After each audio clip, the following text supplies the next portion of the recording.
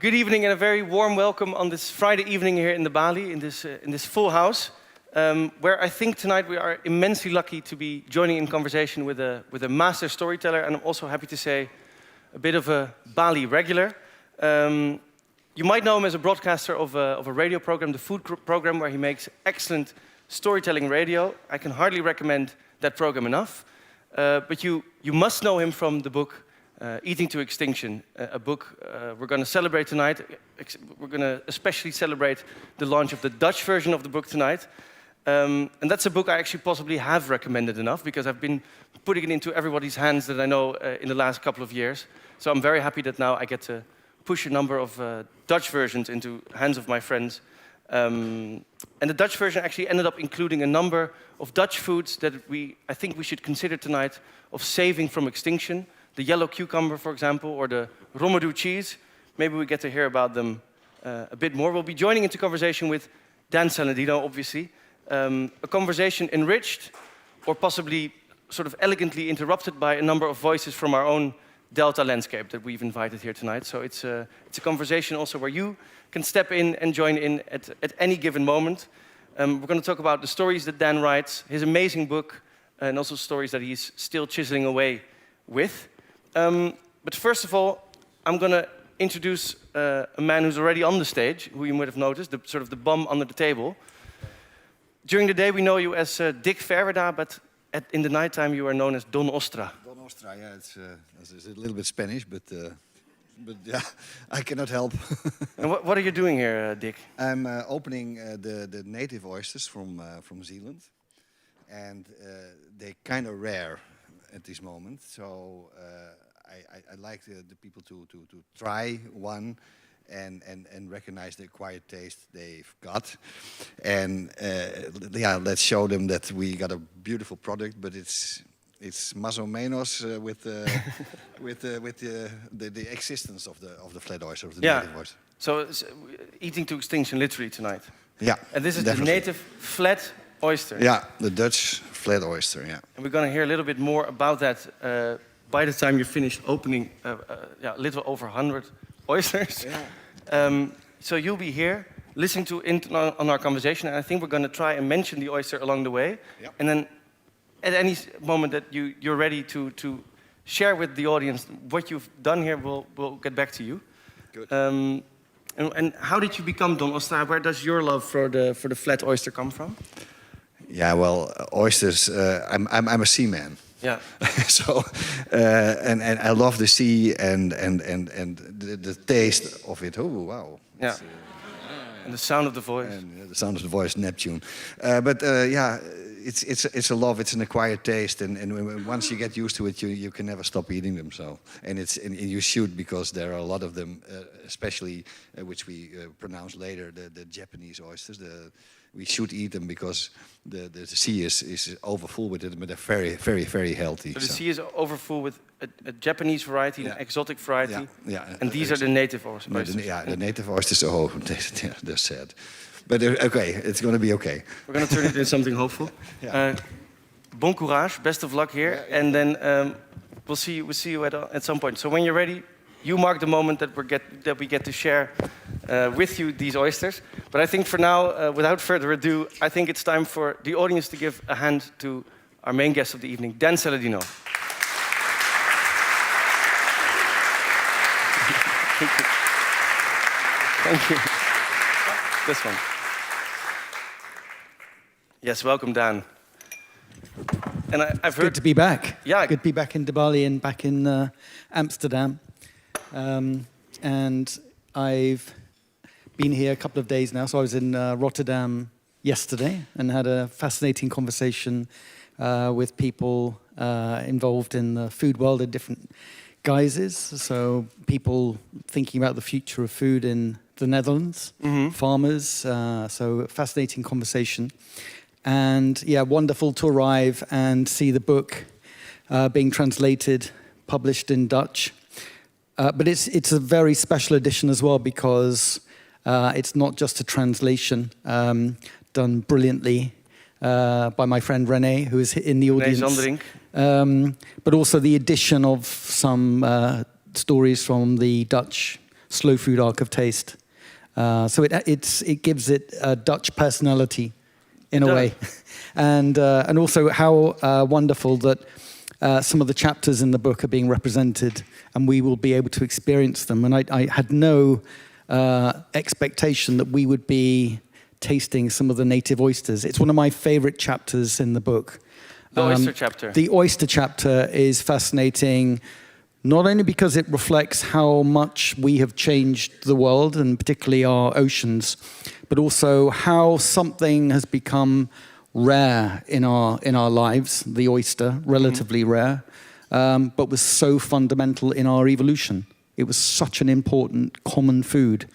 And I tell some of the deep history of humans and the oyster. And what we will be tasting this evening is the oyster that people in London and cities around Europe would have been consuming for many, many generations. As a staple food. I mean, some of the oyster experts that I spoke to said it was the McDonald's of the day. Yeah. It was the street food for the poor. The most accessible food out there. Yeah, and one of my favorite little stories from the book about the oyster is that when Homo sapiens were still confined to the African continent, so relatively early in the story of Homo sapiens, and humans were beginning to disperse through Africa, but there was a period of climate change, and it's believed that the population went from thousands of Homo sapiens down to possibly just hundreds. And there was a period of desertification, and the human population that survived headed south down to the Cape of South Africa. And a lot of the archaeological evidence points to that very small, dwindling population of humans existing along the coast, surviving on oysters. In a coastal ecosystem, surviving on oysters. Yeah, and also the combination of that smaller population dependent on seafood, feeding our brains. It's possible that period in our history was important in terms of the changing diet reflected also in our increasing brain capacity. Brain organ. Yeah. So a lot of this is, there is evidence that points to this story, and we should all give thanks that we are here today because of the oyster, and particularly when we eat one as well.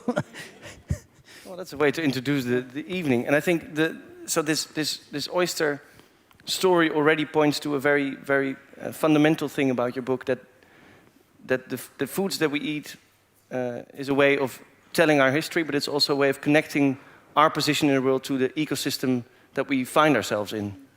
I think we could dedicate the evening to the oyster quite easily and quite happily, but I think the oyster also, I was just reflecting on some of the descriptions, because the oyster chapter in the book comes from a trip I did in northern Denmark, and it was one of the refuges. It was one of the small pockets where the temperature of the waters meant that this dwindling today population of the flat native oyster survives. And this is in the Danish Waddenzee. Yes, yeah.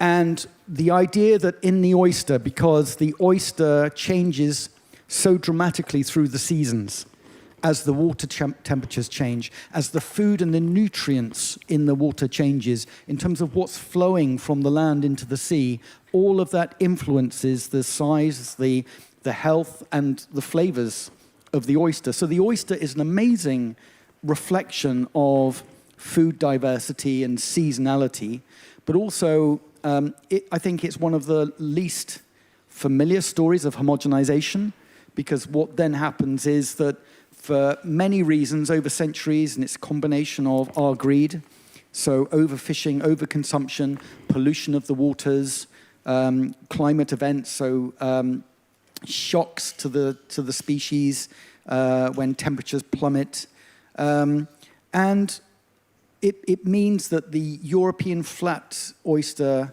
reduces in population, and then what arrives because of the cultivation, effectively, of the alternative, the more robust Pacific oyster, the rock oyster. The Japanese oyster. The Japanese oyster. And so I think hidden from most of us is this idea of, we think this is a story of wilderness and nature taking its course. But even in the oceans, the idea that one species of oyster now dominates the waters where it didn't exist before. This oyster of Asian origin now dominates European waters. Mm-hmm. And I think that's just one of the less familiar stories of dwindling diversity and the replacement of, a global oyster. And the butterfly effect of human activity. Exactly. So I think, again, fascinating history of the way in which the Pacific oyster was introduced because of the dwindling numbers of the European flat oyster. And then they escape, and then they spread. And this amazing experience I had of walking on islands of oysters, of Pacific oysters, the invasive species. Walking on these literally on islands of these islands of oysters that you could just reach down and pull up oysters, and they were inviting people to have oyster safaris to see if people could just eat away some of this invasive population eat away our of problems. oysters. Yeah, and so it's one of the rare moments in my life. This food that is still exotic. It's still, it's a luxury in many ways, the oyster, whatever species, to be surrounded by them where you're being encouraged to eat as many as you can. Yeah. And then when you're full up, to be encouraged to take some bags of oysters away with you. Mm-hmm. But again, you just see the skyline in the distance, these black mounds. And as you get closer, your feet start crunching on the surface of these mounds of the invasive Pacific oyster. But further north is this tiny population of this ancient species that's disappearing from the European continent, from coastline, the coastline around Britain, Ireland, are part of the part of Europe here as well. Mm-hmm. So it's a fascinating, I think, surprising story for many people. Yeah, and just on a more general level, you've been collecting all these stories over a long period of time for the BBC Radio, very nicely in a way that already connected to a lot of people. But then, for some reason, you solved the jigsaw of connecting all these stories and coming up with the idea of writing a book about foods that are about to go extinct. How did you come up with that formula? How did you come up with that idea? I'm blessed by the gift of not being an expert. So, what as you say, what I do is collect stories and then try and make sense of them.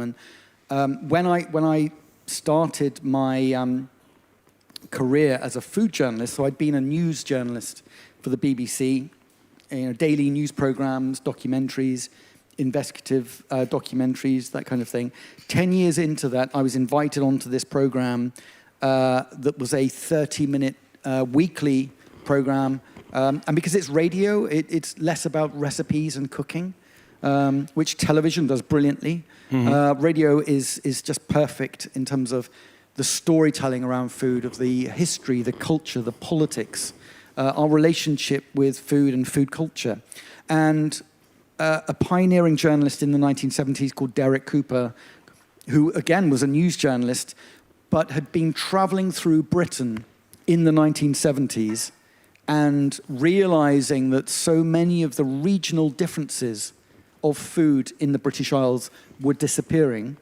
And he went around the country with a camera crew as a last chance to see. So he filmed, in the southwest, in the northeast, in East London, all of these disappearing foods and the distinctive food cultures that you could, even from going from one place to another in a journey less than an hour, you would find these points of difference.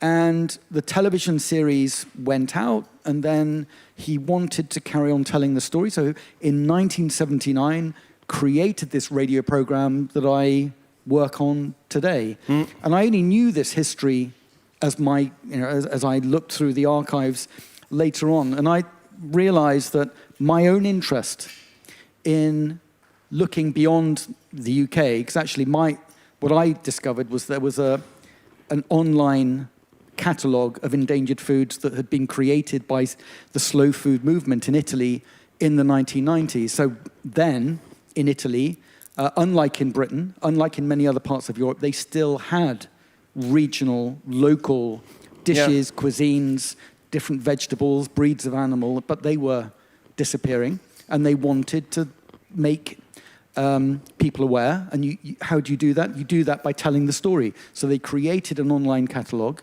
That then grew to 6,000 stories from 150 countries. And just imagine, you're a food journalist, you stumble across this treasure trove of stories because they tell you about a food, its history, where it comes from, why it meant so much to a particular community, and why it was disappearing. And then I ended up collecting these stories for radio and then for a book and trying to answer the question, why should we care? Why, to many people, these are quaint stories of tradition, of it's like heirloom a sort of a nostalgic foods. story of heritage or something. And I just started to look deeper and deeper into why these stories mattered.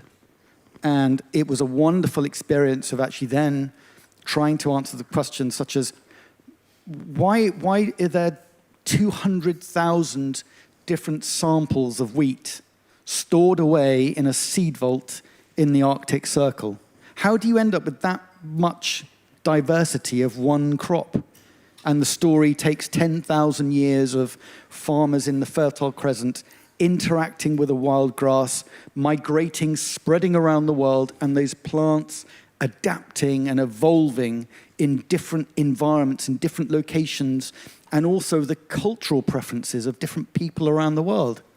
And to me, that was such a powerful idea of why diversity of food exists around the world. And you can tell that story for wheat, you can tell that story for breeds of cattle, you can tell that story for apples.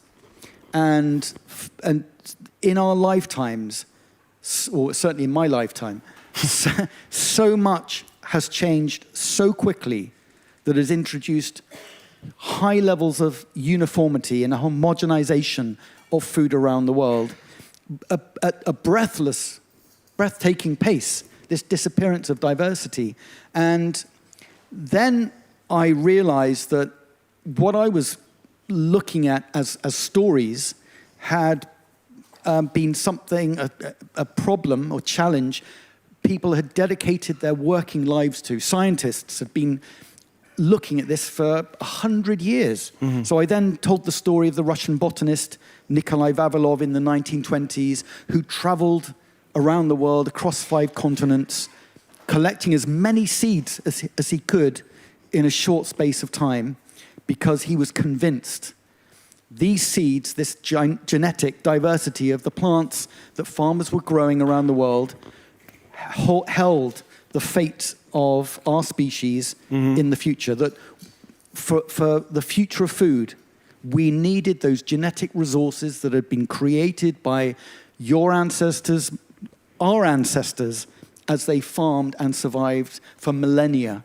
And it's the most tragic story in the book as well, because Vavilov fell out of favor with Stalin, and the Soviet science, which was not actually science, and he was saying that we need to change the way we farm, and obviously that was a really difficult challenge to the political ideology, homogenization. Yeah, so he ended up dying of the very thing that he was working so hard to prevent, which was starvation. So to think that the science in the 1920s and 30s, hidden away from most of us, this is not a familiar story, people were already convinced that we were heading in a problematic direction by selecting a very narrow range of foods. So fast forward to today, I think it's a very exciting and I think hopeful time, because a new generation of scientists and a new era of science is pointing to the importance of the diversity that thousands of years of farming has created. That's our inheritance. Which now leads you to also ponder all these questions that scrutinize the complexity of our soil life, our own gut microbiome, and how they interplay with our own health and the Science is loss of revealing diversity. to us complexity of, that's a wonderful sound to hear. The getting there. complexity, We're as slowly you say, getting there. of soil, of our relationship, our own personal relationship with food and our the gut microbiome.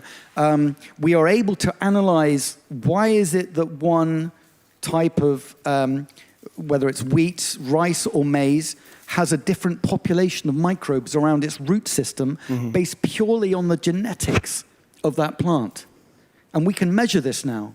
We can analyze the different nutrient profiles of one type of wheat against another. So I think, maybe just in time, we now have really powerful scientific arguments as to why we need to save this disappearing diversity. Yeah.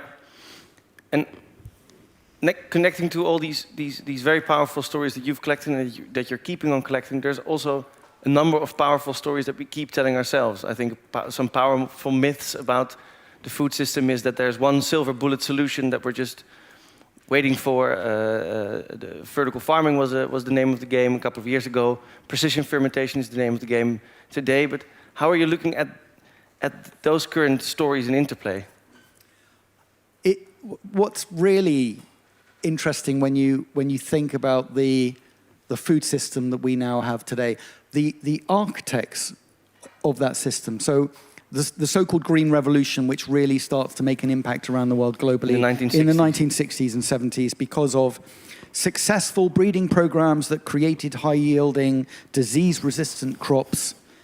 They needed a lot of fertilizer, they needed a lot of chemicals, they needed a lot of water. But at the time, there was a logical reason why crop breeders were trying to encourage the spread of these crops around the world. Even the architect then, Norman Borlaug, believes that the so-called Green Revolution was not the long-term solution. It was buying us time to rethink how we feed the world. Yeah.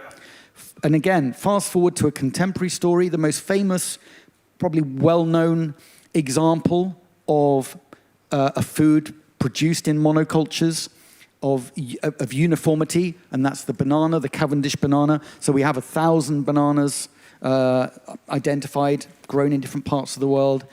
And we have one globally traded banana, the Cavendish, which is now susceptible to a fungal disease because it's clonally propagated. It's not, so not breeded, but cloned. It's not produced from seed. You take the suckers out of one banana plant, put it into the soil, and it produces a whole new generation of genetically identical bananas. The problem is it's no longer evolving. And therefore, what the wild plants are doing, and what diversity enables a plant to do, is to co-evolve with diseases and threats and pests. The Cavendish can no longer do that, so therefore Panama disease, or TR4, is infecting the soils of plantations in Asia, in Australia, in the Americas, in Africa, and eventually the Cavendish will no longer be viable.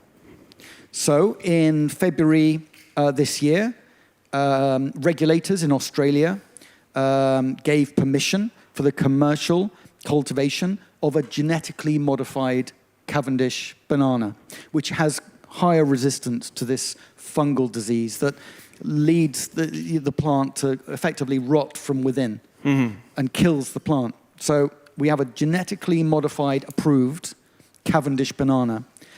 Even the main scientist who spent 30 years of his life developing this genetically modified banana says this is not a silver bullet solution.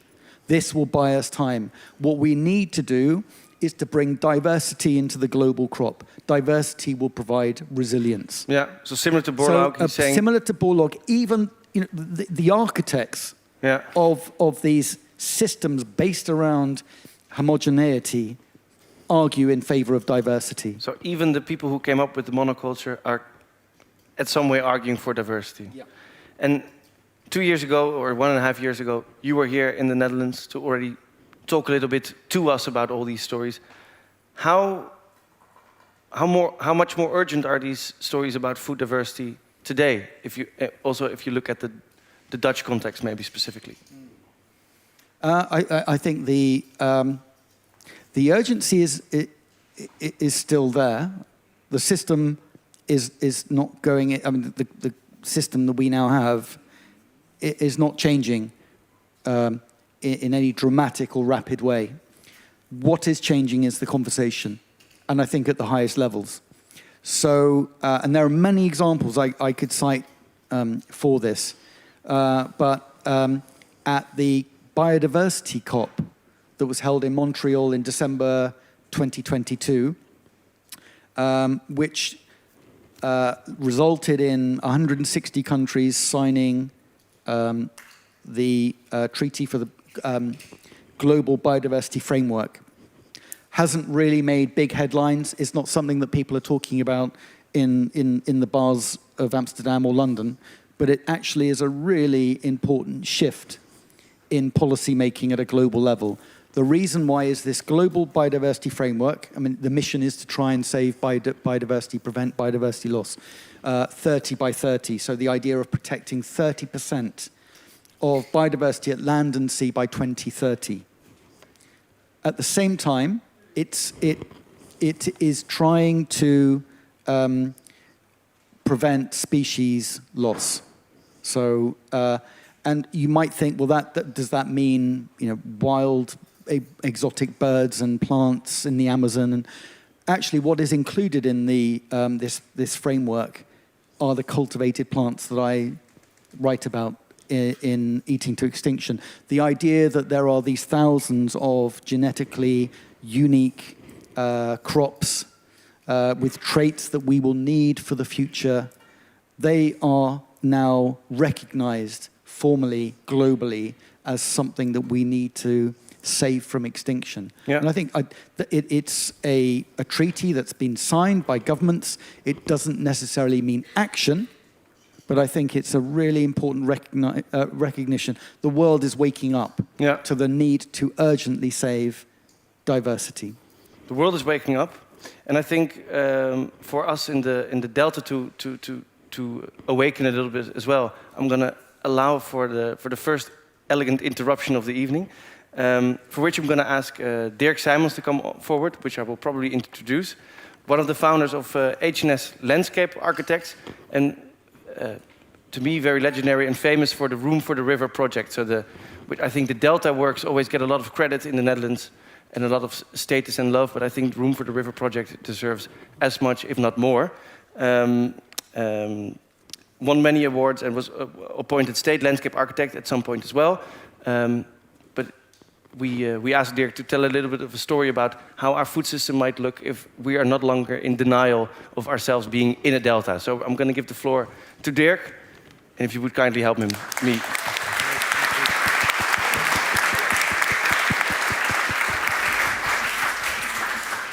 Je mag deze ook pakken. Ja. Good evening, everyone. I am Dirk Sijmans, introduced. Thank you so much. The name of my lecture is You Are What You Eat, and it is a sort of a starter, an antipasti for the Biodiversity Buffet that is hosted tonight by the Balie. I'm a landscape architect, and well, if you would ask a landscape architect what is the most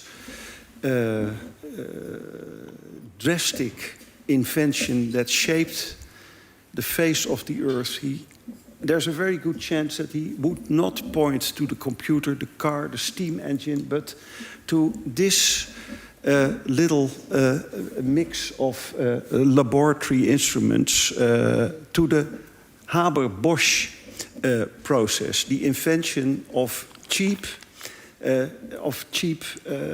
production of nitrogen fertilizer all over the world. And indeed, this invention changed the shape of the earth. And you can see that in this map, mapping out the history of agriculture in a way. But if you look at the pink shades, you see where the wave of reclamation of the end of the 19th century and the 20th century really flowed over the earth, reclaiming pampas, prairies, woodlands, etc., etc.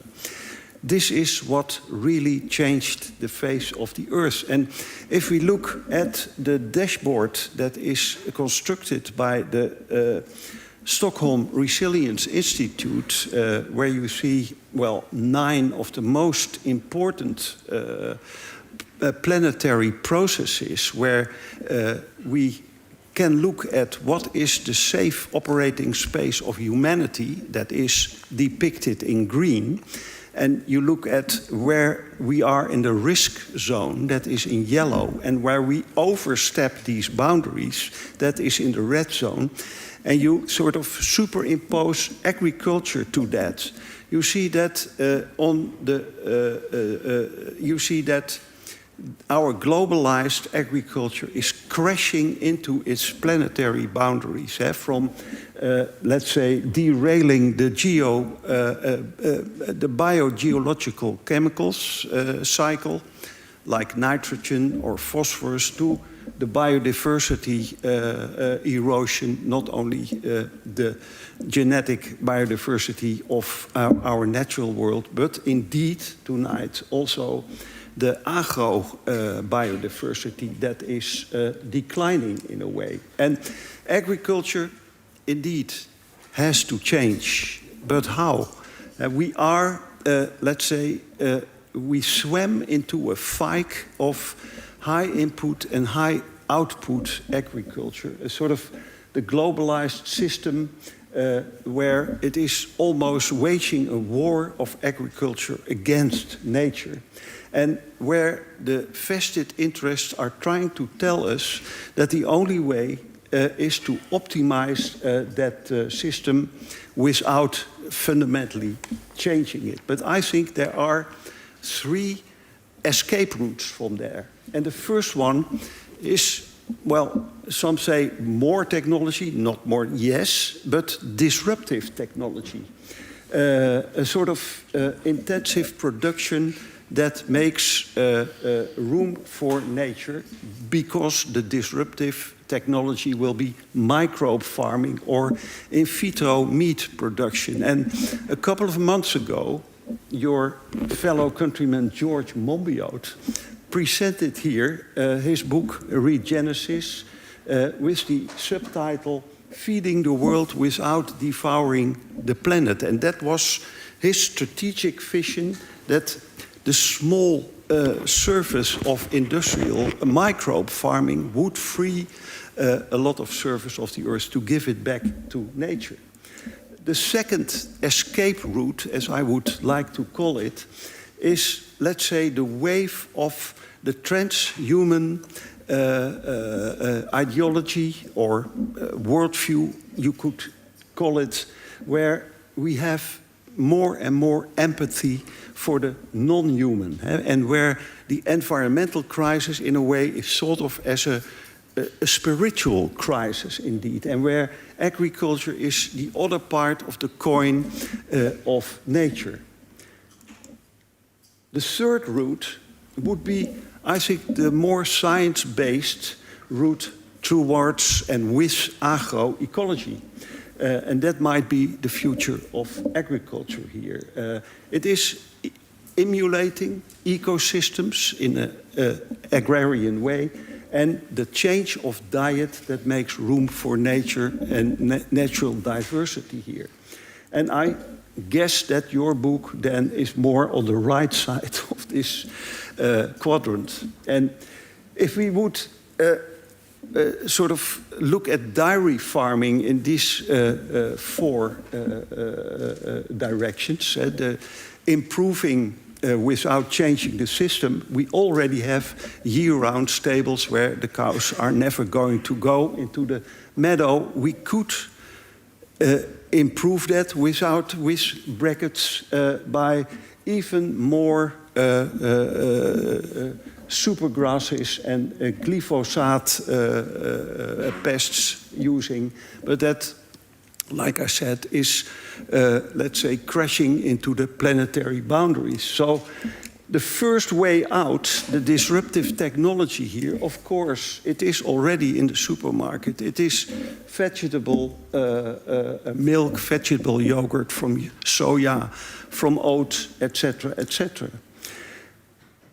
The second way out, the empathy for the non-human, in a way in dairy farming, would be the calf love milk we can buy in our supermarkets today from farms where the calves are not separated from the cows directly, but spend a half a year or a year with the mother cow.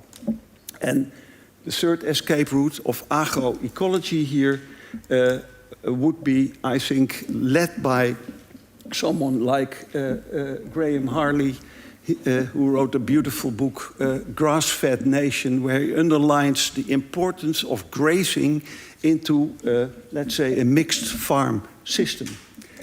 If we would do the same to pig farming, in a way, the present situation is, of course, a sort of crowded house. And the way out of that, well, for instance, the radical solution of MVRDV, my fellow designers who made Pig City on the Maasvlakte near Rotterdam, sort of 20-story pig houses near there where the bulk carriers with soy and tapioca are entering the harbor.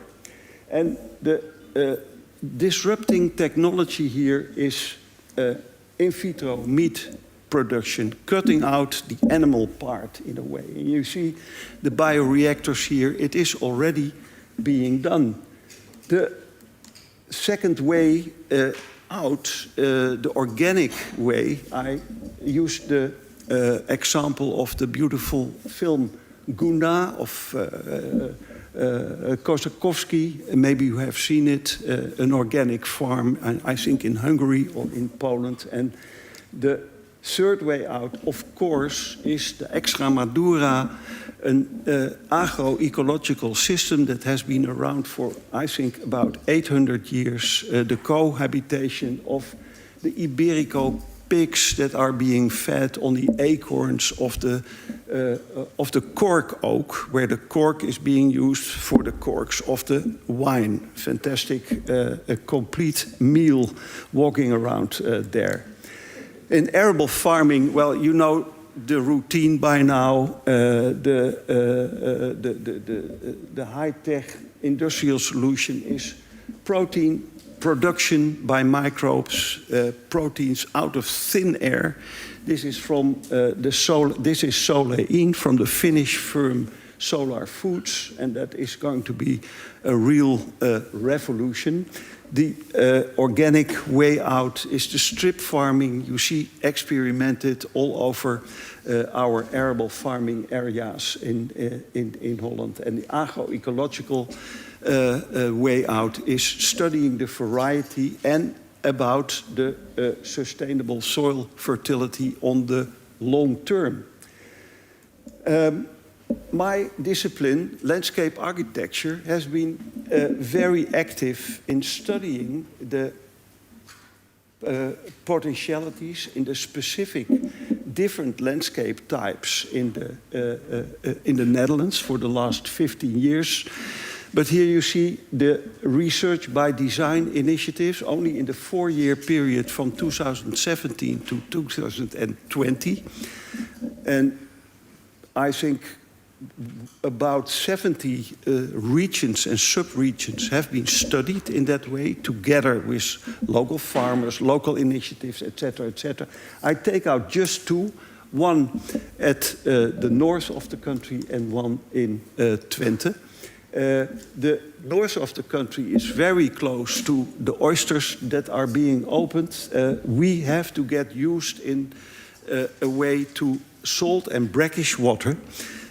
Where the sea level is going to rise, our agriculture should be, in the coastal zones, be adapted to brackish water. And of course, salt is for most of the modern cultures, it's almost like poison. So we have to really to adapt ourselves. And here at the right, you see a wheel of products that can be harvested from that specific milieu. This is the new landscape of an everlasting water production in Twente. It is on a very simple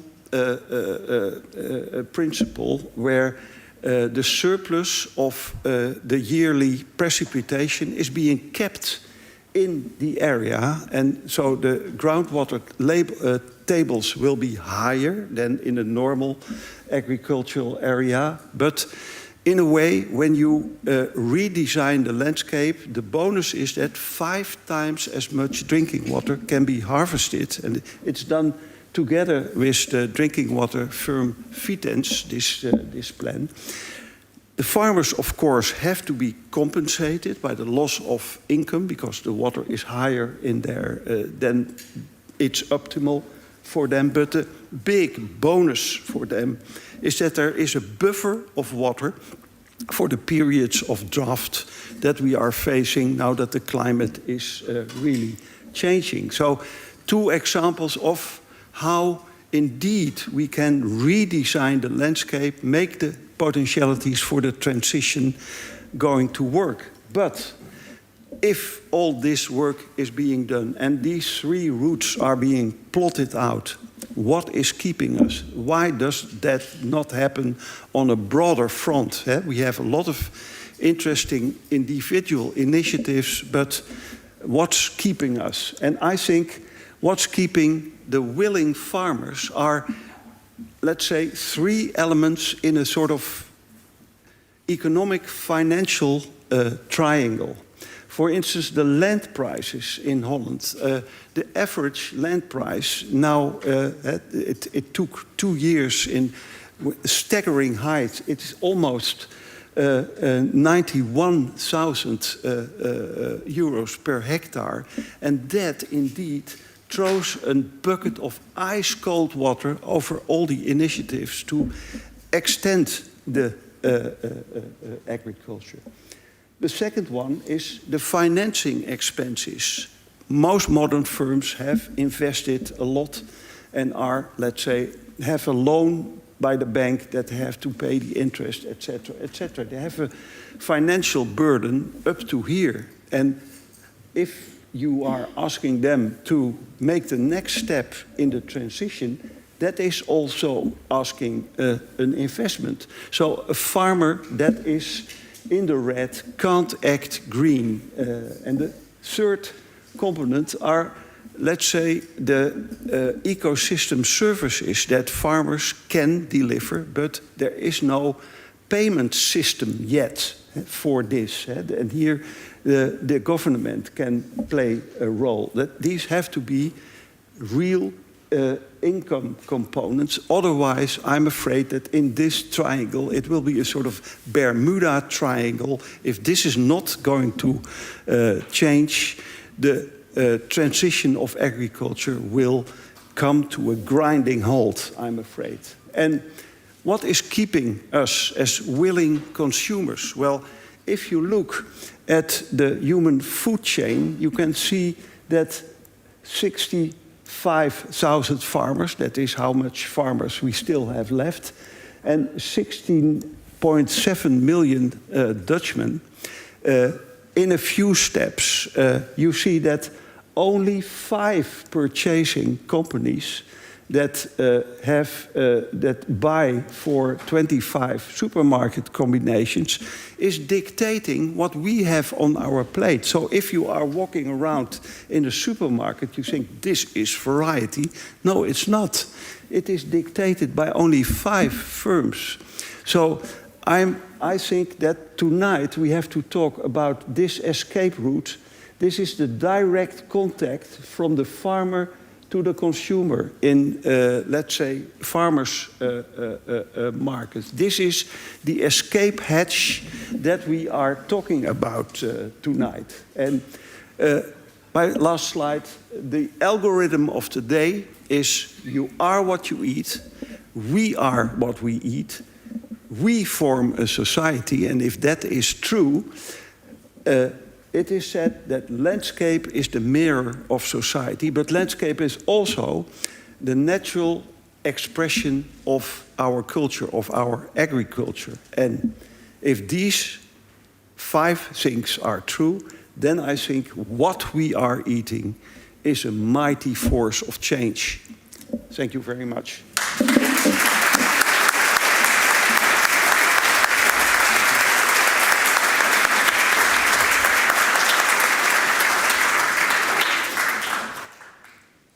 So Dan, how did you listen to the algorithm of the day?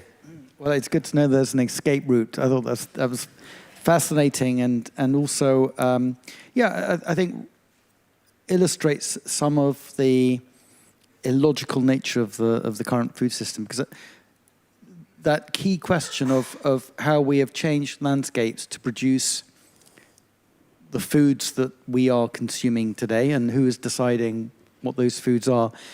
Agricultural policy, so that one of the most important decisions that can be made globally is not being informed by an equally important question, which is what should we be eating? Mm-hmm. So I think there's a disconnect between agricultural policy and also what we are increasingly aware of what we need to be eating. Yeah. So the EU has been coming up with a farm-to-fork strategy, whereas it should have maybe been fork to farm. Yeah, and I think that there has been for a very long time, and I think this is why many people believe that the whole thing is underpinned by a reductionist approach to science, and the simplification of diets and the simplification of landscapes as well, with the Haber-Bosch process underpinning it. So, so the idea of fertilizers. So, and again, this idea that it's been an emphasis on quantity, calorie production. And again, I'm excited by the new and emerging science. The Green Revolution was funded mostly by wealthy American foundations, including the Ford Foundation and the Rockefeller Foundation. Very interesting that today the Rockefeller Foundation is now funding something called the Periodic Table of Food Initiative. So the idea that we can construct a periodic table of food which is revealing the complexity of what is in our food. The idea that we can only at the moment, we are only measuring a very small number of kind of major nutrient components in our food.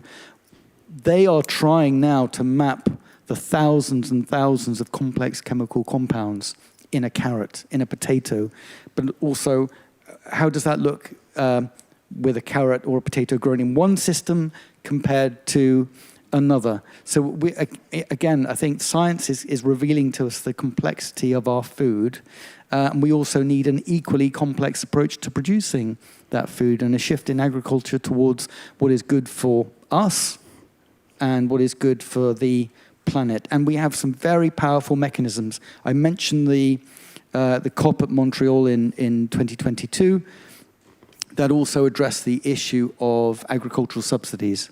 So the system that exists today isn't down purely to this is about supply and demand. There are political decisions that release hundreds of billions of euro and dollars to prop up the status quo, the agricultural systems we have today. And again, the conversation is changing, and there should be a reallocation of some of those, some of that money to create a transition towards different ways of farming in which there is greater diversity. And also it needs to recognize true cost accounting. So the FAO, for example, calculates that the externalities, the true costs of the current food system hover somewhere between 12 and 16 trillion dollars a year in the environmental cost, in terms of the emissions, and also importantly and increasingly public health. Yeah. So the idea of type 2 diabetes that is increasing, and in the UK will end up crippling the NHS, for example. eventually that should, and it should have already have happened, be informing Yeah. agricultural policy. Yeah, and I just wanted to broaden the discussion a little bit by asking one question to someone who I know is in the audience, is a farmer who's working in the peat meadows, so actually a very characteristic landscape for the Netherlands. But I was just wondering if I could ask him a question about what's keeping us, because you might know a little bit about what's keeping us in the world. We have one slide. What's keeping us in what sense?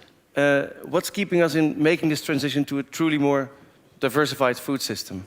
Yeah, okay. And maybe we can show the slide of where you operate, because then we get a bit of a basis of where the this is the Netherlands as a delta. Oh. It's actually you can see that we are actually a delta of 3 rivers, but then there's one more slide where we can actually zoom in and see. That's me. Yeah. Yeah. So what are we looking at, Joost? Yeah. So you're looking at Joost. Hi. I'm a dairy farmer. We make cheese on our farm in Warmond, next to close to Leiden.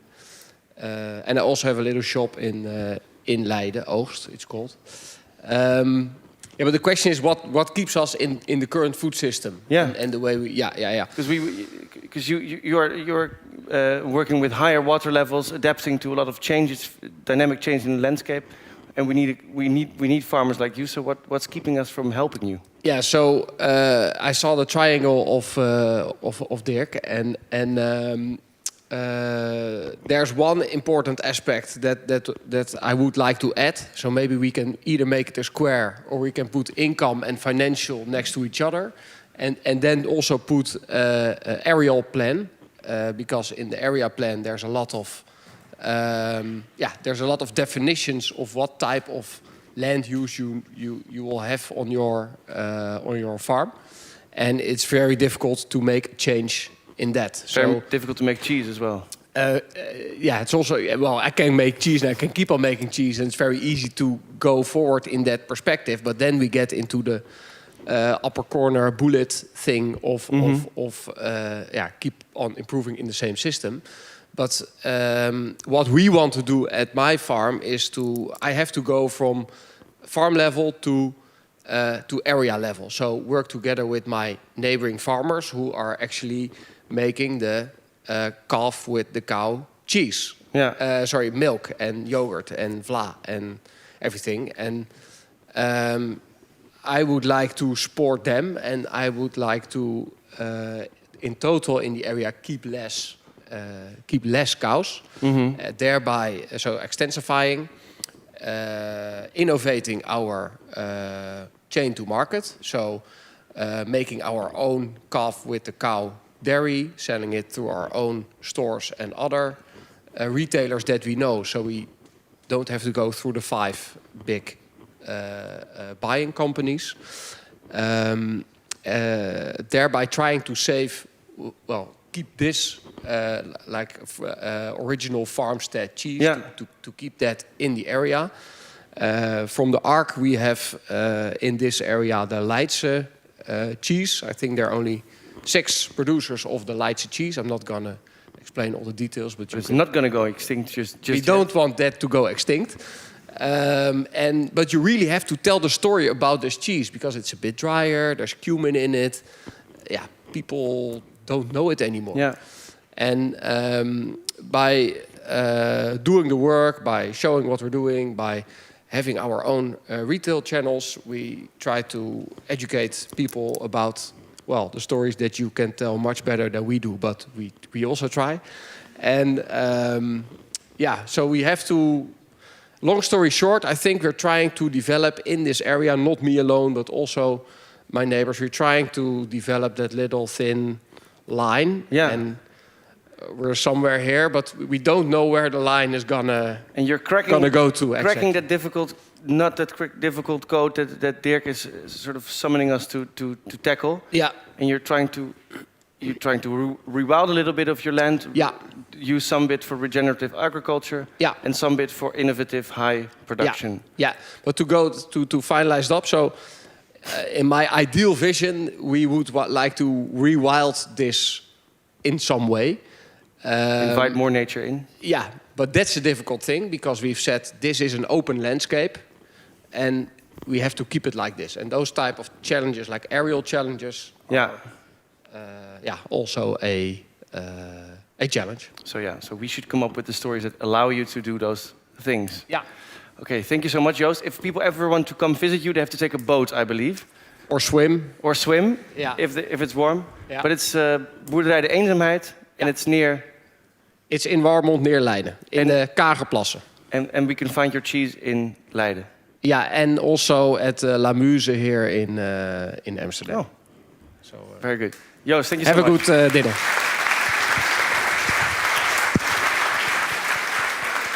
Just wondering, just to check in with Dick, how far are you with the...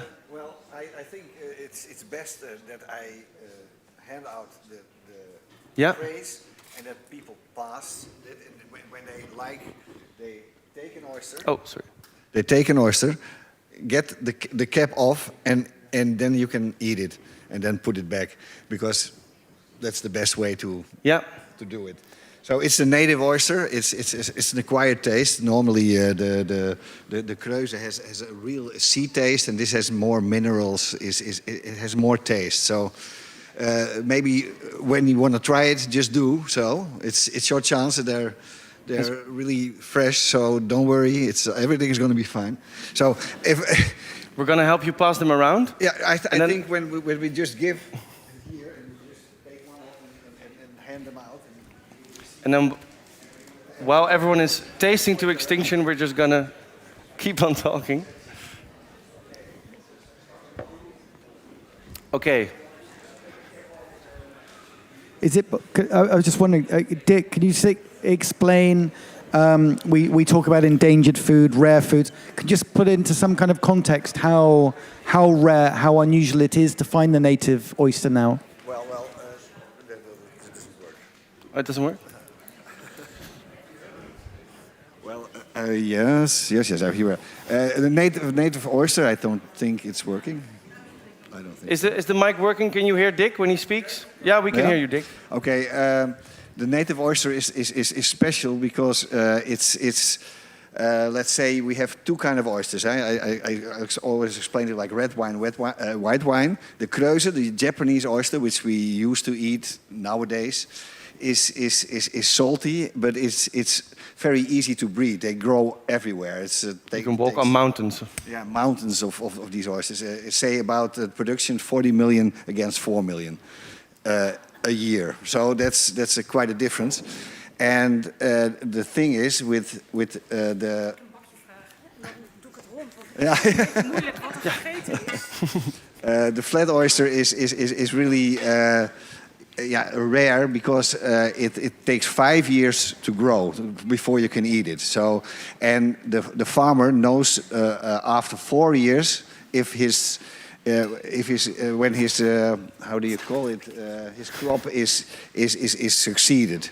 So it can be that like he treated these little oysters 4 years with care, and then after 4 years everything is for nothing. So it's rare, and it's very difficult to obtain them in Holland at the moment, because the flat oysters now they mutate to Kreuzes, so the shells are getting different. And They're really starting to change into the Japanese oyster. And nobody knows what to do about it.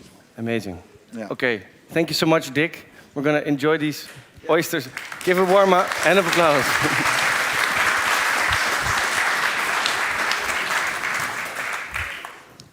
And so while everyone is tasting to extinction, I wanted to touch upon one more point, and then we're gonna try to find some conclusions with yet another interruption.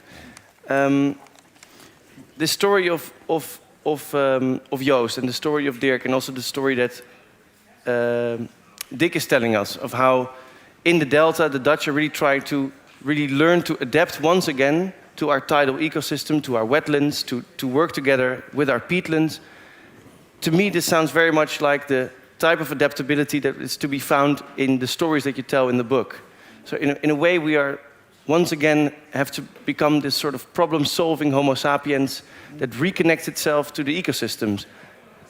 in a way, because I've read all these stories in this wonderful book, I do get kind of hopeful that we could, actually.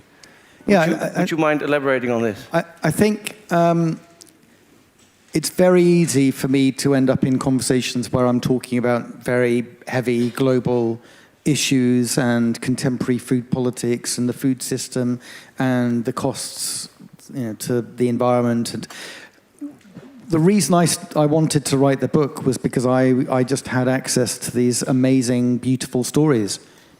And I became obsessed, completely fascinated by these very specific foods in different parts of the world. And the origin stories are fascinating.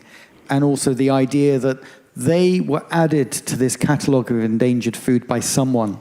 Somebody out there was engaged in trying to save these foods from extinction. And so each story has a hero, somebody who is dedicating their lives to saving it. But there are also heroes that brought those foods into existence. So I always say that the stories in Eating to Extinction have multiple timelines.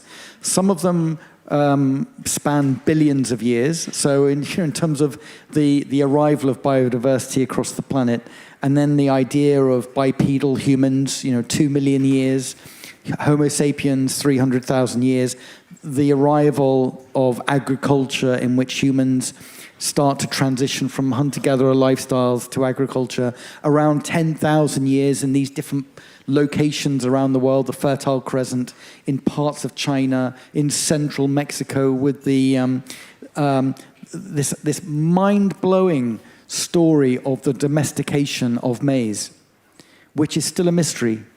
So the idea that you end up with this unpromising, small weedy plant called teosinte, which if you bit into the grain, you would break your teeth. And how you go from this very unpromising, hard, tiny, almost like the size of a cigarette, to something that is this rich, ripe, lush cob of corn. It takes thousands of years.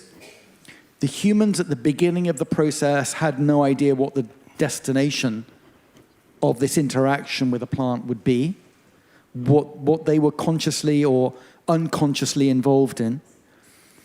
But they found ways of producing energy in a way in which they could settle and eventually create and build cities and civilizations.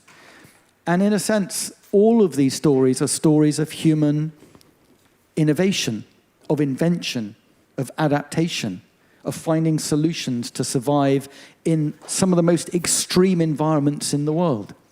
So, the idea that humans end up interacting with something that it's barely edible, and then over huge expanses of time and space to produce something that feeds billions of people around the world, how mind-blowing as a human endeavor and in terms of problem solving. And if we can, we did it then, we did it across thousands of years. We then reinvent the food system after the Second World War in a very short, rapid period of time. And I think we can do it again. I think that is the story of optimism, that we are amazing problem solvers. And when we are presented with the challenge and the evidence and the invitation also to innovate, we can do it. And I think that's what a lot of the young farmers that I met, the food producers, there are people who are now, so Eating to Extinction, I started, when people ask me how long it took me to write the book, I'd say 2.5 years, 3 years. It is 15 years of traveling and collecting stories. Mm-hmm. A lot has happened since I wrote the book. And there are amazing stories of innovation that are happening now. In the last couple of days, I've been talking about a guy who's a former musician in the UK called Andy Cato. He was in a band called Groove Armada, which I don't know, maybe some of you are aware of. We can play it afterwards. he succeeds in the music business. He ends up in France. He starts as a hobby farmer, grows vegetables. He then takes them to market. He wants to be part of the community. And then he becomes obsessed with soil. And he starts to think, well, the biggest obstacle, as he sees it, in the way of soil health, and why is it that some of the soils in the farm that he bought are so damaged and it's difficult to grow food, is because of decades and decades of intensive cereal cultivation. So this former musician then asked the question, is there another way? Can we produce this important food, wheat and also barley and oats, in a different way? He sold his music rights, which is effectively like selling his pension, to invest it in growing a network of farmers, which is called Wild Farmed. So there are now around 90 to 100 farmers in the UK, with some in France as well. They are bringing back some of the diversity of wheat, and they're growing it alongside legumes, so peas and beans and lentils. Mm-hmm. And this might sound like this is just another relatively small-scale, short supply chain. Some artisan bakers are using the flour. That's not the story here. This flour is being milled and is now arriving into high streets across the UK, sold by the retailer Marks & Spencer. It's a serious endeavor, and it's a business model that is bringing diversity back into something that was turned into a commodity a long time ago. So I think these businesses that are now developing, based around the idea of not only saving diversity, but actually creating commercial success out of diversity, that's really exciting. Mm-hmm. And also the flour is ending up in a national pizza chain called Franco Manca. And the idea being that actually you don't need to increase the price of a pizza, by hardly anything to reward a farmer who's doing something different. So I think there's huge amounts of innovation. We are solving this problem now. Mm-hmm. And I think these are models that will scale up and expand. And what we really need to happen is, and maybe you could even point to the COP at Montreal and the Global Biodiversity Framework, is to have the policy response. Yeah. Maybe that slowly is starting to happen as well. And that will then slowly allow us to reconnect. To have a transition. And I'm not saying, I say in the epilogue of the book, there are 40 food stories, and now there are more because of the Dutch stories, which is an amazing addition to the book. I'm not arguing that these foods will feed the world in the future. I'm arguing that we will have a much better, healthier food system if these foods are no longer endangered. Mm-hmm. That we can have, we will end up still with an intensive food production system, but that needs to sit alongside greater diversity and the protection of farmers who are saving diversity as well. But what I don't want people to leave is the idea that this is some polemic that is based on a very kind of heavy academic approach to food security and the global food system. I wrote the book because I just fell in love with these food stories and the history of these food stories and the diversity, because I think we are also a species. We love stories, but also food is part of our individual identities and our collective identities, whether it's based in a village, a town, or even a national identity. Mm-hmm. And I don't think the destiny of human beings is to end up listening to the same kind of music, wearing the same kind of clothes, watching the same films, wherever we are in the world. And importantly, we shouldn't end up in a future in which we're farming in exactly the same way, eating the same kind of food around the world as well. I don't think that's what it means to be human. And that's why I wanted to share these stories of diversity, these wonderful, beautiful stories of thousands of years of humans interacting with nature to produce this wonderful, spectacular diversity of foods, which we cannot afford to lose. Yeah. And here to tie this story about unpromising and weedy plants that don't really get enough love, and also to really sort of maybe pinpoint so that we can conclude this conversation with a final question that is about how can we turn our landscape into a biodiversity buffet and really make sure that we have an edible landscape.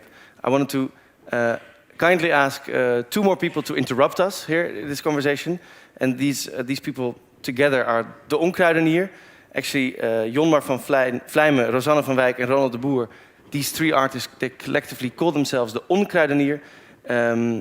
And we've asked them to reflect on this idea of an edible landscape. And I'll give them the floor. And I'll give them 2 microphones.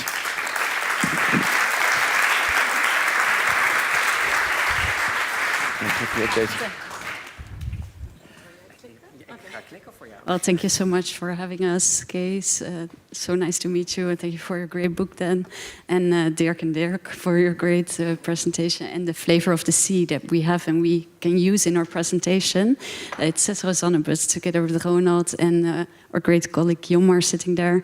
We are art collective De Onkruidenier, and for the people who don't speak Dutch, it's a very Dutch word that's difficult to translate, but it has to do something with weeds. And weeds are the first pioneer plants that settle in between spaces, building sites, and we really want to take on such a pioneering perspective in our artistic practice. We often depart from plants in our projects. How adaptive they are. They can settle in such a difficult circumstances. They can't move. What can we learn?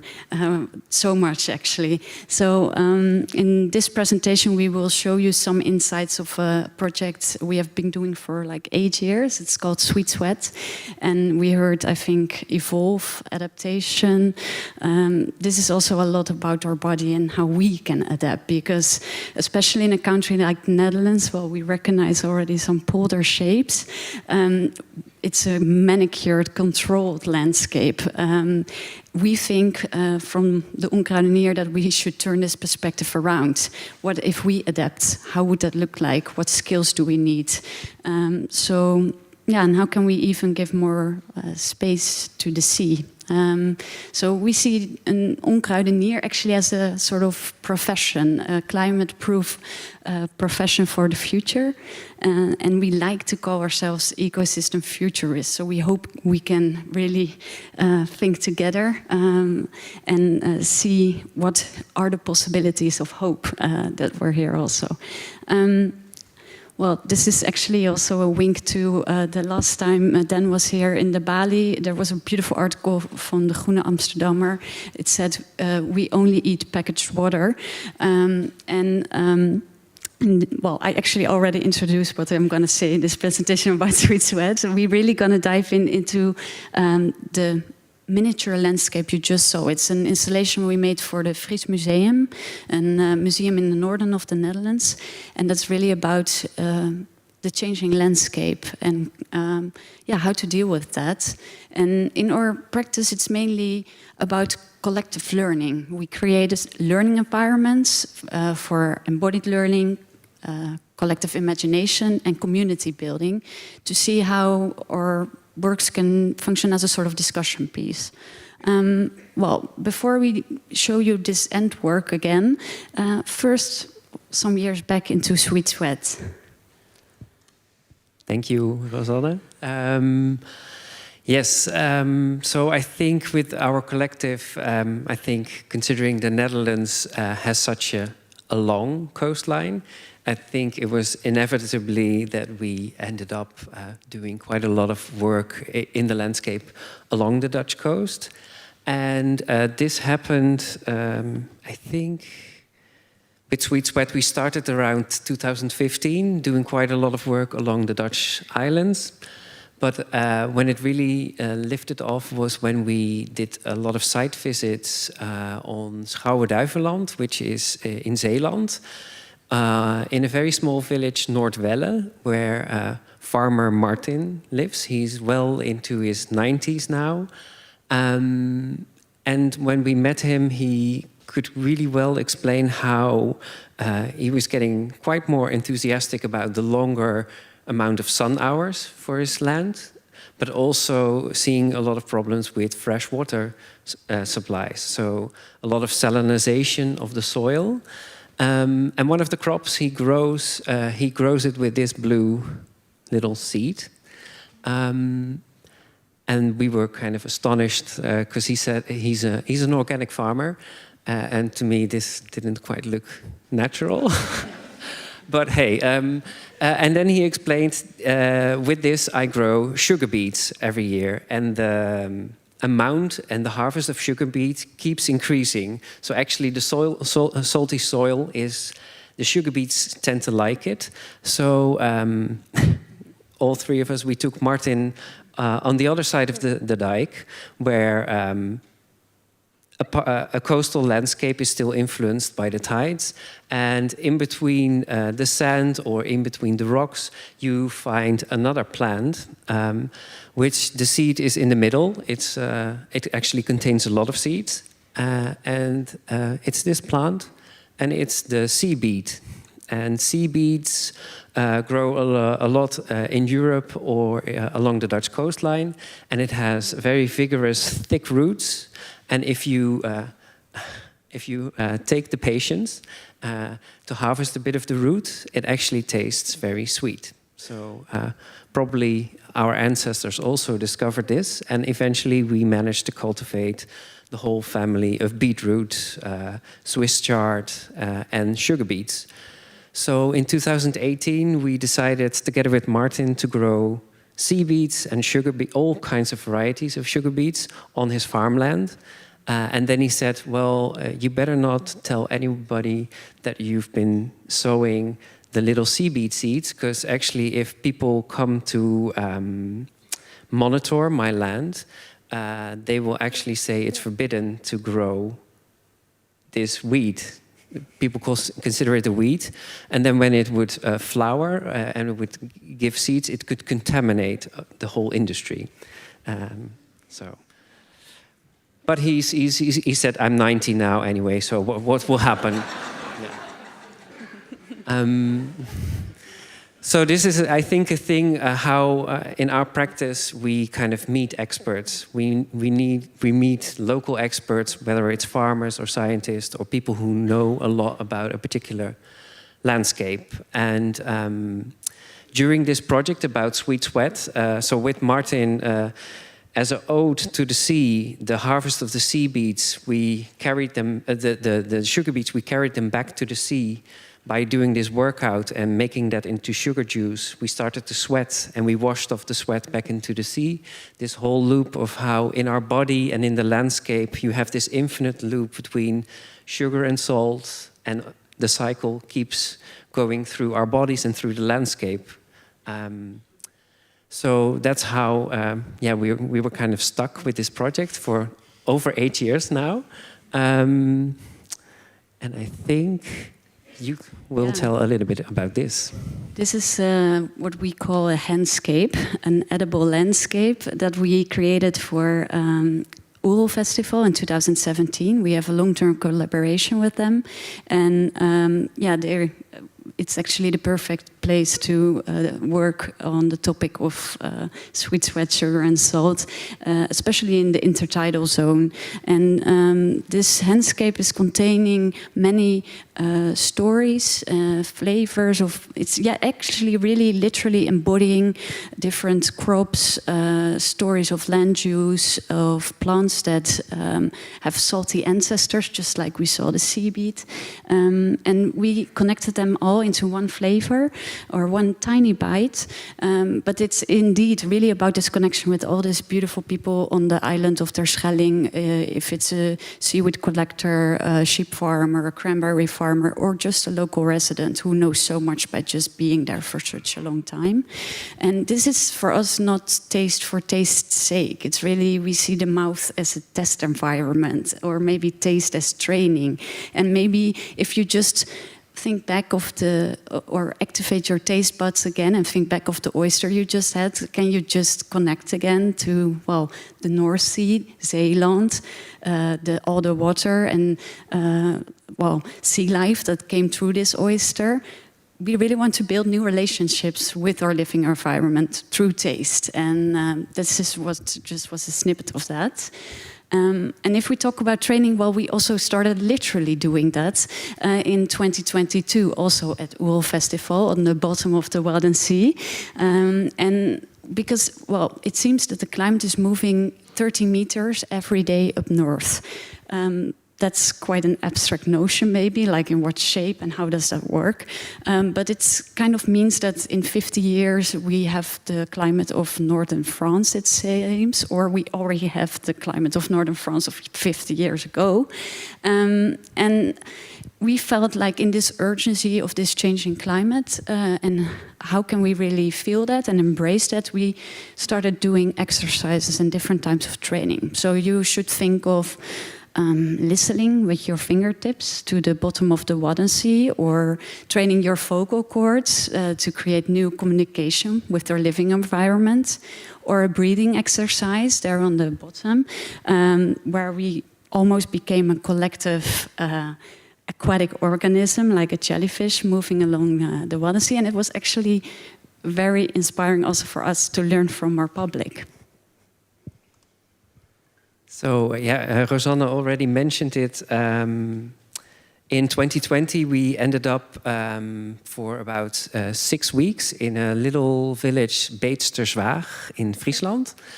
There's a tiny house that is allocated for artists to live and work there for a certain amount of time. There's a big studio space where a lot of artists can retreat from society, but every day we decided, well, we're more explorative, exploring the little village, and we wrote a proposal that we would like to start looking for the sea. And then meeting people in the village or asking them where could we find the ocean or the sea, people really, yeah, they said, well, the sea isn't here. You have to go maybe 30 or 40 kilometers to the Waddenzee, then you find the sea. But then we stumbled upon this farm, which is called Havenzicht, the harbor view. Well, that's the view. It's a monoculture of green grass. So after doing some research, we discovered that a long time ago, a part of the water was connected to the Middelzee, which is an old medieval estuary that was kind of in the middle of Friesland, and eventually by draining it and creating polders, it became land. So for our project in het Fries Museum, this became a starting point. And we ended up in, well, it's not a village, right, Rosanna? It's cringe. It is, yeah. It's a street. Looking through old maps of the Fries Museum, somebody from the archives mentioned that this particular polder, which is kind of a odd shape, it's a very old polder, and it's been made by monks. And when there used to be a monastery, and they could make it dry, they could make it into a polder, and it functioned, but the people from the archive said they really kept labeling it as a failed system, as a failed polder. And this was because the salt water, because of the subsidence of the land, salt water kept creeping up. And at the moment, it's a nature reserve, so you find a lot of salt-loving plants there. So for us, this was really inspiring how this could be also a bit. It's been made before. It's something that is made through our history, but how can it also put a lens towards the future? So taking those shapes of the polder, we created this installation at the Fries Museum. And museums are very particular in having living, growing things in the museum. So we negotiated that we could get the entrance hall, which there was also natural daylight. So actually for growing things, that was also quite handy. And for a period of 100 days, this was our test environment, where we grew wild rice, a black rice species, white pineapple, strawberries, salt-loving potatoes, taro plants, and they were all kind of plants that, with a warmer and a wetter and a saltier environment, these could potentially be plants that could grow in Friesland. And one of the main eye catchers was, well, you will tell, I think. Yeah, before I do so, an intermezzo, no. The light, so for us it's very important also in our projects to make invisible processes visible. So we decided to add colors, or different types of colors as a sort of cloud from the light spectrum, as foil on the window, as plants feed themselves, of course, through photosynthesis, sorry. They use different colors for blooming, growing. So greenhouses have often purple, magenta lights, as they only use the blue and red. But we wanted to show all of them and how they, plants really also relate to color and lights as information about context. And we were also wondering if this sunlight is as a cloud moving on the floor, is that also like this moving climate, 30 meters every day? As you mentioned, one more plant that we didn't tell about yet is the duckweed or the water lentils. We learned that in the 17th century it was already written down that water lentils are very nutritious and very full of protein, even 10 times more than soy. So we got these beautiful types because these are actually 6 different duckweed types that we got in our polders. It's really a example of like this is something we can eat, we can grow in a very productive way. And we got them from Wim in Eindhoven. He's a very enthusiast amateur with a whole website about duckweeds. And Wageningen University even picked up duckweed with him. So that's amazing. One next to that is that what you mentioned about an ecosystem indoors. We didn't have any bees, so we had to pollinate the plants ourselves. But we also understood that in China, there are some areas where people really have to do this for pear trees because there's so less insects. We did have snails that could eat out some algae, but manual care and a community of people to help out with the work was very important, and also a way of learning together, giving different perspective. This work is really a discussion piece. It's not something that we say this is gonna work. It's an experiment. Great. Last slide. Yeah. No, thank you so much for listening to our little story. As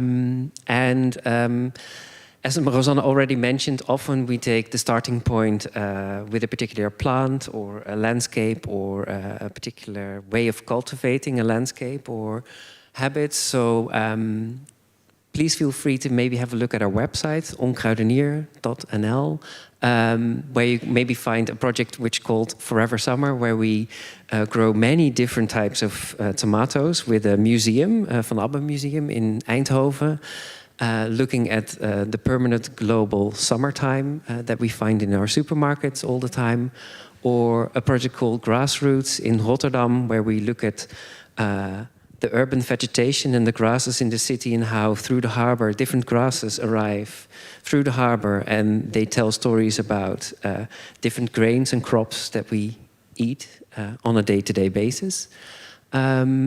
If you're up for it or if you're around at Oerol Festival this year, we will present the first part of our climate fiction film.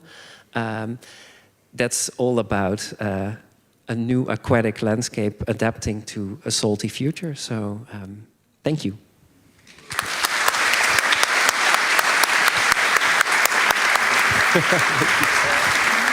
Ja, die kan. Kom maar goed.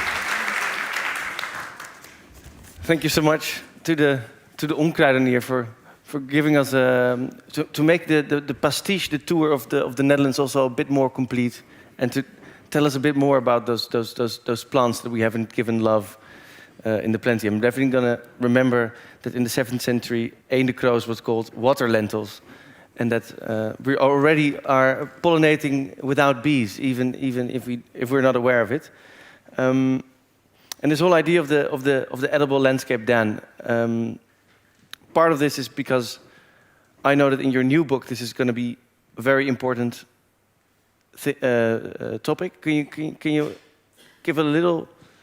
Yeah, it's very much work in progress, but I always wanted to develop the stories in Eating to Extinction further, and I didn't want to write Eating to Extinction Part 2. I wanted to write or bring together stories that added something, that complemented these stories of endangered foods. And the more I thought about it, what I wanted to do was to tell the story of the way in which humans had interacted with different landscapes around the world over time. And so what I've been doing in the last year or so is traveling to different ecosystems just to zoom out from stories of individual foods to actually think more deeply about our relationship with different landscapes and relationships in which we have shaped those landscapes and those landscapes have shaped us, and we have produced food in ways that haven't depleted or destroyed nature. So I've been traveling around the world visiting forests, for example, looking at some of the stories of humans who've settled in and survived in forests for very long periods of time and shaped it in ways in which actually most of us would assume it's pristine nature, but actually there is a human influence into the composition of forests. Likewise with mountains, with deserts, with grasslands. I've been looking at the ways in which over, again, thousands of years, humans have created food systems based in these different ecosystems. So it's very much about problem solving again, but also the way in which we have interacted with these different biomes, these different ecosystems. And I think, again, what I want to try and come away with is stories of positivity, of optimism, that we have been able to, in many cases, work with nature, not against nature. And so I've been spending time with communities in for example, in Colombia, in Ethiopia.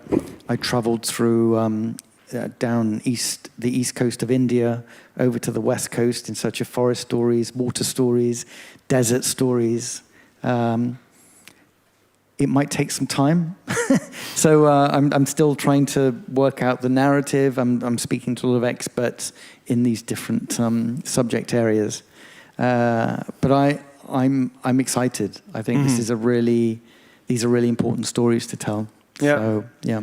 One final question, and then I also know you're right. So I think after a salty oyster, you definitely have right to a quenching drink at the bar that I know isn't far away. But finally, in this job that we have ahead of us, in reconnecting our food system to fit our landscape, but also to really reshape in a way our own civilization to again be of the problem-solving kind, to again be connected to the ecosystem that in our case is a tidal one, is an intertidal one, a peaty one, and a very, very wet one at that. What do your stories tell us about why we should be hopeful that we can actually make this challenge work? Well, I think the stories that we've heard, I mean, I think those, they weren't interruptions. I think they were really important contributions to this conversation. I've learned a lot as well, and I think fascinating to think about these adaptations that have existed over time and that there is huge potential. And also stories being told in such a way that they are engaging and exciting people who haven't been confronted with this idea of a changing landscape in the Netherlands and what might be awaiting us in the next half century. But to think that there are ideas in development in which, again, it's not doom and gloom. It's a story of adaptation and innovation. I think that's a really positive idea to be left with. Yeah. And just with the same curiosity that we started this evening, I think that curiosity might be key in us actually unlocking the potential of that ecosystem. That is what we have done throughout the entire history of our species. Yeah. Is solve these problems. Yeah. And will you, Dan, because these wonderful books, these wonderful stories, they will be for sale. Will you be around to during the? I'm around if anyone wants to come and have a conversation, and talk to me about eating to extinction or some of the things we've discussed. And I'll happily sign copies of the book, which is, I think, beautifully designed and again brilliantly translated. Yeah. With the extra stories. So I'll be wherever the books are. And I think we'll be taking that blue pill that for some reason ended up being a seed for beetroot, and then getting all these knowledge that we need. And again, thanks. I mean, to be at an event where, again, I don't think I've actually tasted a native oyster since the launch of the book in London. A couple of years, where luckily there was a fifth generation oyster person man came along with some native oysters, and that was the last time. So and now I have another book launch effectively, and here I am with the oyster. Savoring so the oyster. What a wonderful, yeah. I've been saving it, yeah. I'm also going to have one after, because I wanted the misophonic community not to be angry with me slurping an oyster with a microphone connected to my face. For now, I really want to thank everyone here who made an elegant interruption or enriched the conversation tonight. I think it was a very interesting and very curiosity-sparking pastiche of the Dutch landscape. I, for some reason, became much more hopeful that the adaptability is to be found even within this weird country that we call the Netherlands, in this delta. So there was a tour of possibilities there. Dan, obviously, I cannot thank you enough for writing this brilliant book that I'm going to recommend just once again. So please read these stories. And I will invite you to give a very warm hand to Dan Saladino, please.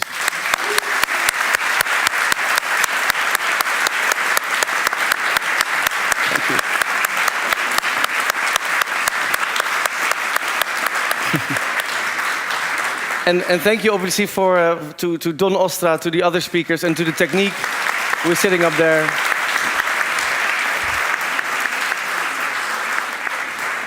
I want to thank you all for being here. So have a very good Friday evening and a very good weekend. And see you soon.